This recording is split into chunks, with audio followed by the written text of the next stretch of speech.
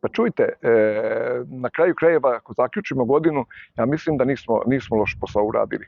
Jest da ne možemo još utvrditi stvarno stanje po skupljenjima, ne možemo vidjeti koliko smo imali više prometa nego što smo prošle godine, ali naročito je to i činjenica da smo imali veći obrt robe nego prošle godine.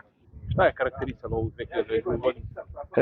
Pa prvo, relativno mnogo subvencija bilo koji se zaživao ove godine, počevši od Svetske banke i tako dalje. Ja vidim da velike kupce i dalje razmišljaju da kupuju robe, kupuju veće traktore, tako dalje. Znači, činjenica je da osim Svetske banke došlo do momenta da ozbiljni proizvođači ušli u kupovinu.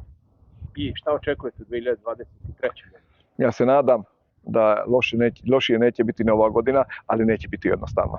Ovim putem bih želeo da čestitam novu godinu svim gledalcima, kupcima, prijateljima i da vam se ispuni sva želja što ste zamislili za sljedeću godinu.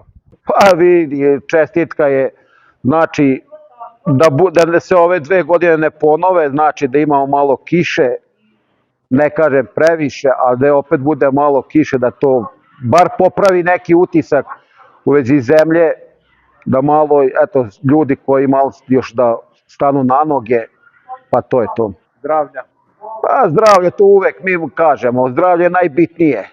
Ako ćemo, zdravlje je uvek najbitnije, ali ne možemo. Mislim, tu nemamo mi puno priče. Kaže novci su prolazni, ali pa zdravlje je zdravlje.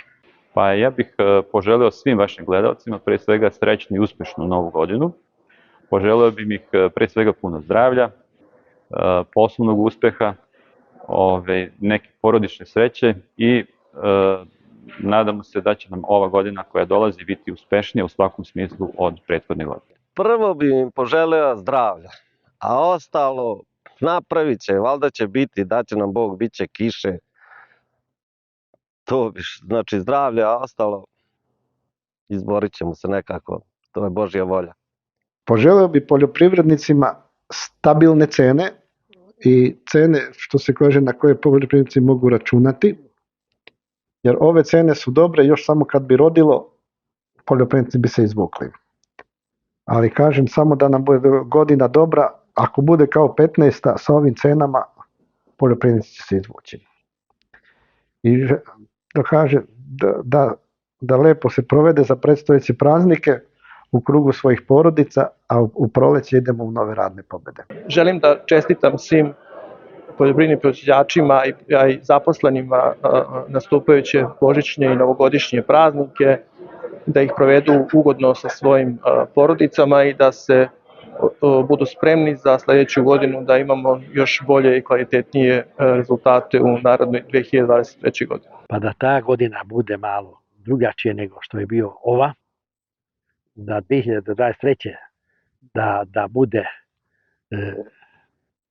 rodna i seljaci koji su sad izgubili, kao ja, izgubili smo neke pare, da to nađemo u sljedećoj godini i da bude to, pa to o tom se radi, da imamo zdravlje, valjda će ta korona nas obići, da ne moramo da mučimo sa koronom i da imamo zdravlje, sreće, para, onda nema šta da se boji se reći. Pre svega mislim da je najvažnije da smo svi, što kaže narod, živi i zdravi i da treba da vodimo računa da i naše porodice, naše okruženje bude isto tako, da obratimo pažnju jedni na druge i da pazimo jedni druge.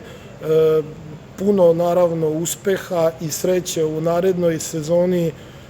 Ovi vremenski uslovi nam govore da ćemo možda morati i na malo više da radimo i da se trudimo, ali kad to sve stavimo, uspeh će sigurno doći. Tako da, evo, ja bih ispred svih zaposlenih kompanije KVS u Srbiji želeo svim našim gledaocima, svim poljoprivrednim proizvođačima i onima koji vole poljoprivredu i prate poljoprivredu, čak i ako se oni ne bave, prvo sretne praznike, sretnu i uspešnu novu godinu i da nas i dalje prati dobra sreća i dobro zdravlje, to je najvažnije.